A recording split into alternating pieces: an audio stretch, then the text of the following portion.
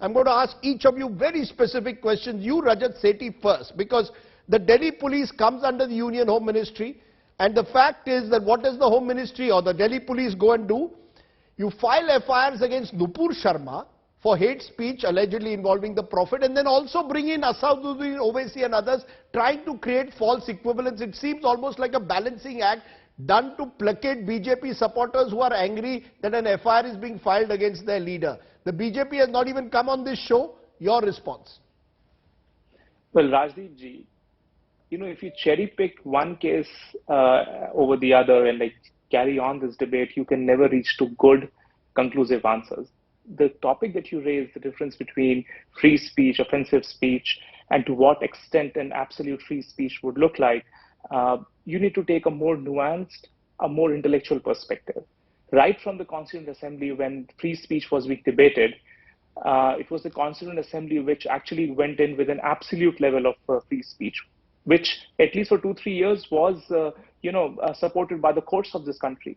It was the first Prime Minister, Jawaharlal Nehru, who brought in the amendment and put in restrictions, which started with reasonable restrictions and went on to muzzling free press. I'll come to the larger picture, but before that, you have to make sense, Rajdeep. Honestly, you will say it's a monkey balancing of Delhi Police. Yes. I will say every single person who was, putting in, there were just so many anchors on television channels. Hate speech should be booked against each one of them, and including Owaisi. Why not?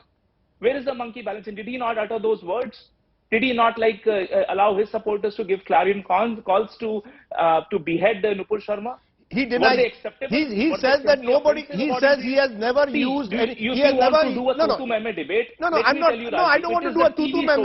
I don't want to do a tutu meme. It is the TV shows which instill hatred at an industrial scale in this country, and you are a stakeholder of this. Please understand that you willfully or unwillingly. I'm not. This is the matter of fact. TV news channels do not start off every debate with a cockfight. I have not encouraged hate speech. TV debate has become a cockfight.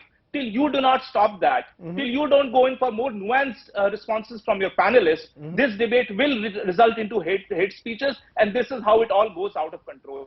Can't we all have a basic agreement to have some decent discussions? Okay. You will see, how this debate descends into absolute maddening thing, because you have 4 people from 4 different parties. Trust me, it will not. Trust me, it will not. Test me if you want, and if you can prove in any debate I have encouraged hate speech, I am willing to step down from this chair. If I have ever actively encouraged hate speech, it has been my considered opinion that yes, television has a role to play also in ensuring that we do not give platform to hate speech of the kind that is being found. But I'll come back to you, Rajat, in a moment, because you are saying let's have a nuanced debate. So let's try it. But first, I want to get the political parties to end their hypocrisy.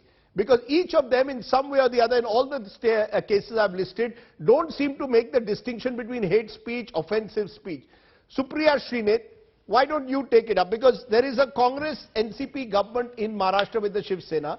A Marathi actress has spent the last month in jail because she shared a Facebook post that was seen to be offensive to Sharad Pawar, or spoke about Sharad Pawar. And I'll bring Mr. Tapse in a moment also. But why don't you respond? Because you all are allies there. And in Chhattisgarh too, your government has filed FIRs against people for Facebook posts where there's a Congress government. How do you respond? So there are 2 things that I would want to say. And I'm not going to call, the TV debates responsible for this. Yes, the TV debates have played a role in vitiating the narrative, in poisoning minds, in actually bringing hatred all to our living rooms. But I think we're all responsible for it in our own ways. And I will tell you why. There is a distinction between hate speech and offensive speech.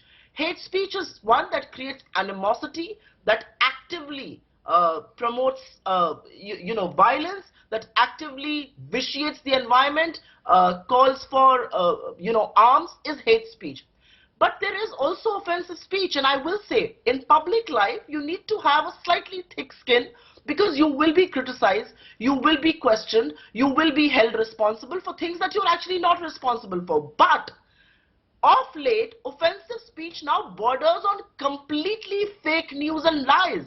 And I think it's very derogatory. I mean, we're talking about Mr. Pawar. I think a lot of the opposition leaders, including my own leader, Mr. Gandhi, has faced a lot of objectionable, absolute lies in the name of, free speech. And like they say, your freedom ends where my nose begins. And I'm all for free speech. I come from media. I think free speech is very valuable. We've had it in the country.